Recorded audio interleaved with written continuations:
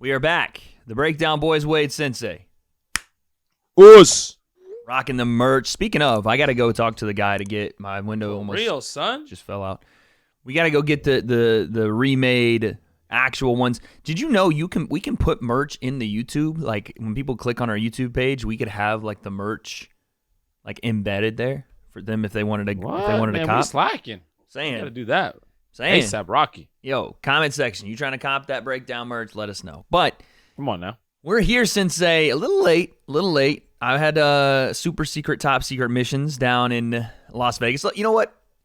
Should we talk about it? You know, we're going to save it for another episode we're about to do right now. But I thought it was what happens in Vegas stays in Vegas. Well, I saw for you, this one. All I saw was you flashing money. I was on Come on now. Snapchat. I don't now. know what I was seeing on Christian's Snapchat. Son. Hey, buddy. I came back with way less than I went with. I'm fucking broke. It's why we're doing this episode. Anyway. What's going on there? Sensei, we have to talk about episode 2 of The Ultimate Fighter. It just went down this week. Like I said, we're a little late, but let's just dive right into it. Episode 2 featured Cody Gibson, a.k.a. the man that we now, I'll let you say it. What do we now call Cody Gibson? Wait. We called him a couple different things now. Hold on. Well, first off, we started calling him Wade. We started calling him me because you start off with Wade. Yeah, because I was like, Sensei has his own doppelganger on the show, Keonis. That's right. Keonis, Landon. But we didn't have one for me. So we decided. We found him, though. We found him. We found him. We decided that Cody Gibson would be me. But then, after taking an even closer look, Sensei, we decided that he looked like somebody else. Like none other than Darren Till. So we started calling him Hillbill Till. He had a little bit of a country accent, even though his story is he got adopted, his parents in California. But he had a little bit of a country accent. So we started calling him Hillbill Till, man. Hillbill Till. He, I swear, I've never seen somebody look almost exactly like another individual. Not only just in physical look, but also in the way he fights, dude. Yeah, stylistically, the southpaw, the range, well, the he has the tattoo here, and he has this, and he's doing his thing. He doesn't necessarily fight just like Darren Till, but it's just I don't know. He has mannerisms like him. And speaking of Doe, his opponent, Gutierrez, was Conor's number 1 pick. Which, to me, maybe you can answer this. They didn't really have anything to go off of, right, with these guys. They didn't get to see him fight. Right. So they're just kind of using the eye test. As a talent evaluator, if you're looking at the eye test for a fighter, without knowing how they fight, what do you look for physical body-wise? It's gonna be what weight class you're in, and then just like your natural size. I look at size, height, and reach, and that's it. Mando is like one of the shortest 135ers. Because like everyone can wrestle and everyone can strike now. So if I'm Conor, unless you're like a Cejudo, which is like a guy that's coming in with a crazy pedigree, that like their pedigree is such a specialist that you have to lean towards them. Yeah, you're gonna lean to the reach. I feel like Conor's not the greatest evaluator of in that moment, picking probably as your number 1 guy because that's supposed to be your number. That's supposed to be your locked in win. Well, probably because as an evaluator, because he's not. He didn't get to see it. If he took the time, maybe. But so you're saying it's on Coach Kavanaugh and Coach Roddy basically because Conor might not even have been there. He might have came in a little later. Kind of been like, looks good. Like this guy, number 1. You know what I'm saying? Maybe he just doesn't care much about the numbers. Pecking order. The numbers, because he ended up, and I think it was probably the worst matchup for Mando, unfortunately, just because, again, the size, the reach of Cody. Yeah. And then throughout the episode, we get Conor in training once again, dude, and the return of the bladed stance Conor. Yeah, we start seeing him bouncing out, in and out, looking absolutely yoked, dude, son. His legs. His neck, bro. His legs and his neck. His neck is his legs. His head literally looks crazy. That's the craziest thing because he was always he had a bit of a thinner, lanky look. Yeah, he's always had like a lank, and now he goes from he literally goes from being lankier to being short and stocky, walking around like a wrestler like this. Actually, I'm like, bro, what? But to see him Conor, but like not doing this. Yeah. Flowy. Doing one of these. Play games with it, flowy. Stay flowy. He even told the guys. He's super animated though. Super animated. Like, that guy looks ready to fight. He looks like he wants to fight like today. Yeah. No, I'm telling you, the whole time that we get to see him in training, it looks like the old Conor. Very animated, very into it, switched on.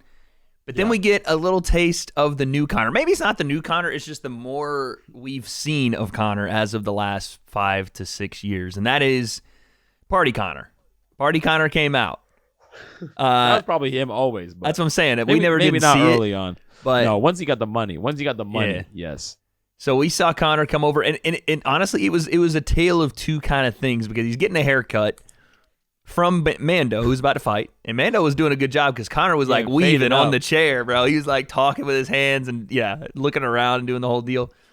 But also, we get high energy Conor with like motivational speeches that are half slurred. He's like, what are we in here for? You guys know we in here to make history, make it own history, mate. And he's like, he's going crazy. But at the same time, the guys are like, okay, this guy's fucking energy is ridiculous. But at the same time, we get like kind of wholesome Conor, you know? He's in there looking and talking to guys about their families and like, he even tells, I think Jason Knight, he was like, I'm missing my kid's first baseball tournament. He's like, we could sort it out. I'll talk to someone. I'm like, how does Conor even know what baseball is? Who's he going to talk? What's he talking about? I'll try to find out for you. And then the other dude was like, I'm missing an anniversary. He's like, nah, son, that's a break, bro. He's like, you're getting a break. That's a break. But you got to see like both sides of Conor. He was being Mr. Entertaining. He drank. It looked like a little bit too much, but hey, man, it is what it is. You know yourself, mate. You know yourself. Missed weigh-ins again. How many times are we going to go? Let's go over/under on the amount of times Conor actually makes the weigh-ins. I think he's committed to not going. Yeah, he's going to go over. He's going to go over the entire season of making weigh-ins. At this point now, it's a bad look if he makes it. Yeah, now you just shat on your first two guys. Speaking of, we just kind of left this out. My pick to win, Timur didn't get to fight at the first part of the episode because Wells had the cold sore. Had the cold sore, which again, not his fault. Happens all the time when you're training on it's an infection. Yeah, training on those mats, dudes rolling around and it gets sweaty. It happens. But that's my pick to win, and we missed that one, unfortunately, so we'll see if he gets to fight. But your pick to win, I think, if we go back and watch, was Cody Gibson. I think so. At 35. Obviously, we had picks to win at 35 and at 55. But, so we get to the fight, right? We get to the fight itself. After both guys make weight, Conor's not there, but he is at the fight. Yep, he's there. Cody walks out. This time at least the cameras made it. Well, I think we found out during the episode they filmed 2 of these in one day, so Conor was probably late to the first one, but by proxy on time to the second one. The first one, if it was filmed on no, it wasn't because Timur couldn't fight, but the first one, when they filmed the first fight, he comes in right as the dude's about to walk. He's like, yes, brother, let's go, mate. Okay, let's go. Just walks out. Yeah, the dude's like, he warmed up with Roddy and like John. And Conor's nowhere to be seen. Up in 5.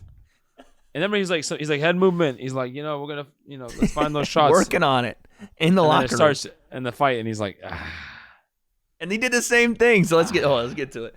So, Cody walks out looking like Darren Till's younger brother, bro. Stoic, ready to go. Gets in there, switched on. Then Mando walks out, and he's got his hat on, representing his family, the whole thing. Gives it to Conor. Conor was rocking it, I will say. Had the cowboy hat, rocking it, doing the whole thing, suited and booted. And then the fight starts. From rip, it looked like what they had talked about in the episode. Mando was going to try to wrestle. He kind of had to get inside because the range was ridiculous. So he had to get inside it. Leg kicks from both guys pretty much to feel each other out. Cody was awkward, we talked about, right?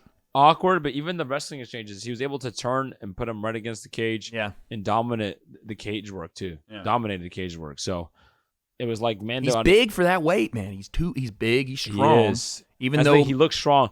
A lot of times you see a taller guy, a longer guy, he's not going to have the strength. But I was like, he looked like he was turned him and controlling him against the cage, had the strength. So when you see that, it's tough. That's tough. Something happened. It could have been because Cody was throwing some teeps up the middle. He was throwing some nice straight right hands as well. His straight punches look good, but something happened there where Mando gets cut on the bridge of the nose. Well, he fell into a left hand and then kind of like fell into him, and then with the head right behind it. Yeah, right. But Cody was doing that a lot. He was falling in behind his shots continuously.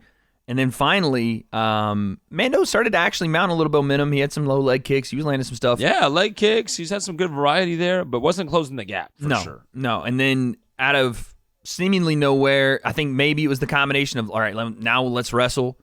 And Cody being let's wrestle, kid. And Cody being like, hold this. Hillbill tail, right knee. Boom, son. Boom. Gave him the freaking Jorge Masvidal treatment. It was brutal. Beautiful knee. Mando goes down, ground and pound, the flurry of ground and pound strikes, those guys. I noticed Cody when I was watching his highlights. He's the literally the only time, like there's like slapping punches. Yeah, but there was at times when he was punching, it looked like he was like the only way I can describe it is scratching punches, like as if he's like scratch like this, but with his fist, like it was like. Not a slap, you know what I mean? It was like the cat was scratching, but he was still catching them. You know, he has a very awkward, like elbows pinched, way of punching. But bro, it works. Shit was working. He was getting it done. Works. So he wins that fight in brutal fashion. Team Wade is now 0-2, and Team Sensei, aka Team Chandler, 2-0. By the way, we didn't talk about Michael Chandler too much. We noted in this episode that he feels like a baseball, like a little league baseball coach when he's coaching. Yeah. He's like, it's a good thought. It's a good thought there, son. He calls everyone son, which I think is dope. And then Conor is like what you said. We were talking off screen. You were like, Conor's just a fan. He's not even coaching. Bro, he's just a fan in the stands. Like, right ahead to the tempo. And again, Mando. And again, Mando. And again. And he's like, because Conor never stays in the corner. He just walks around the cage. So he's just like some random fan. So like you never see coaches demonstrate. Yeah, like, that's a fan thing. Coaches are never like, come on, get up, do this. Like literally, he's Conor's a fan. Like, he's a fan. He's in the fight. Like he's in the fight, bro.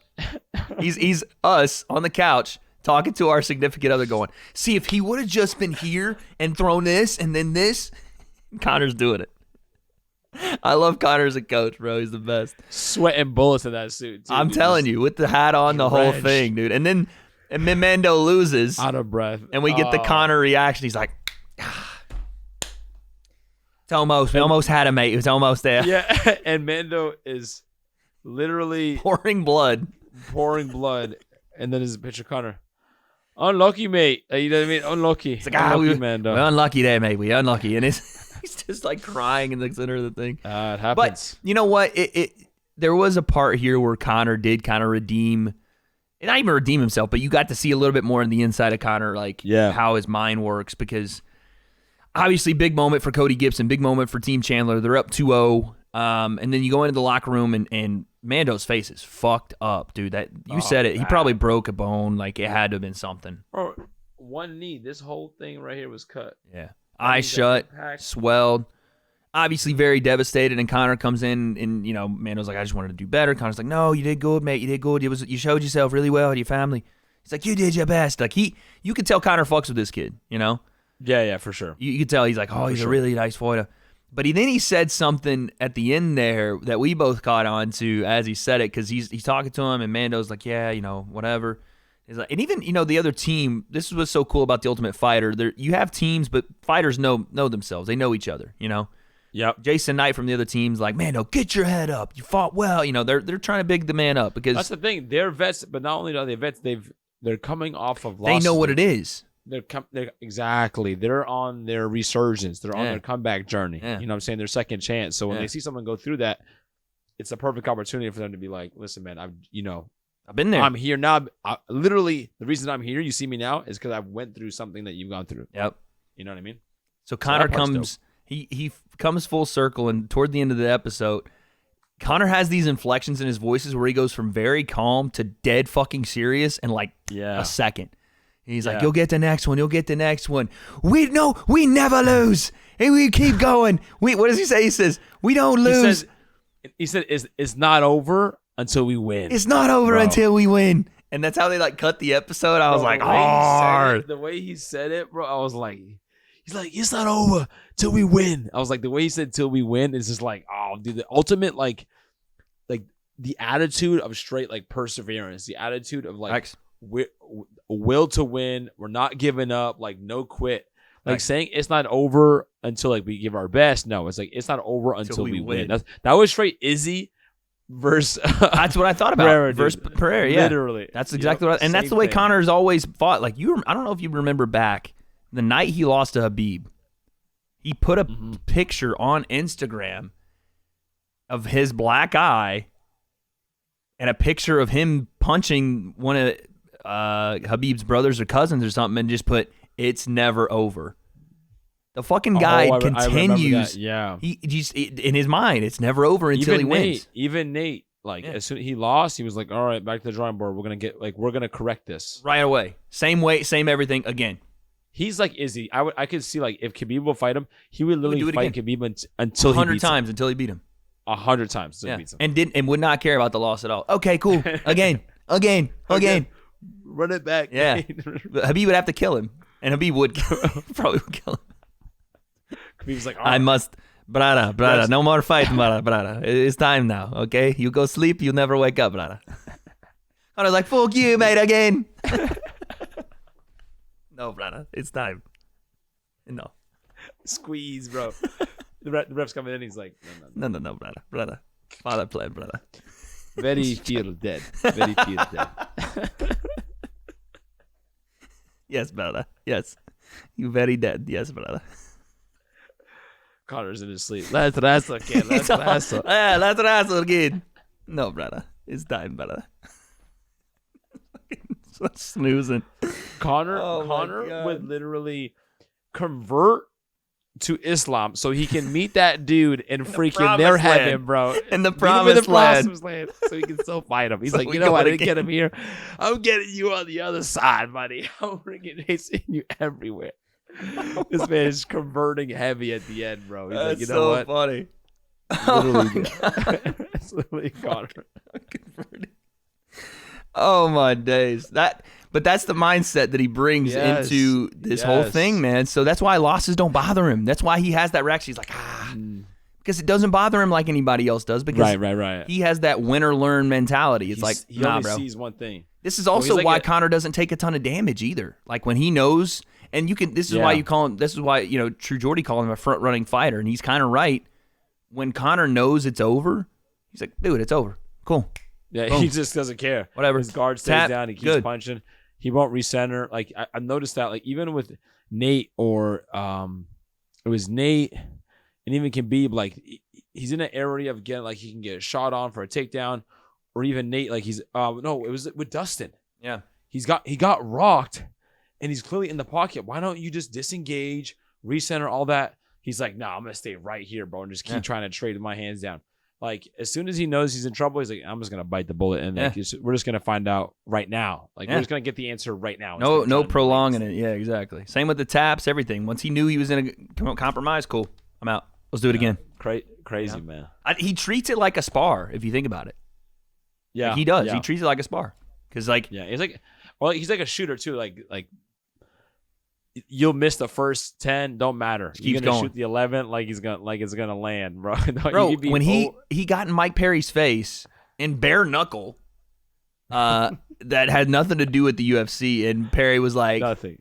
Perry was like, I thought, how Mike, I thought you retired. That's why I wanted to call you in here and say to your face, I respect you. You know how Mike talks. And Conor's like, I'll never retire. Like dead, like just knowing. He's like, respect. He's like, yeah, appreciate that. I would never retire. Like, and I know that. That's why I called you in here so I could tell you to your face, I respect you. That's Mike to a T. Just that same like slow, delayed, monotone. Conor was ready to just eat him alive for even saying the word retire. I'll never retire. Like he's 70 years old still. That's what asshole kid. But that's how he is. That's literally how Conor is, man. It is. So that's episode 2, man. He's got his fire in his eye, though. That's what we love to see. That's what we wanted to see. Him in training, him switched on, Now, if we can get more of that than the, in the basement doing fucking fake downstairs walking to go get more whiskey, we'll be set, dog. So let me go get my whiskey.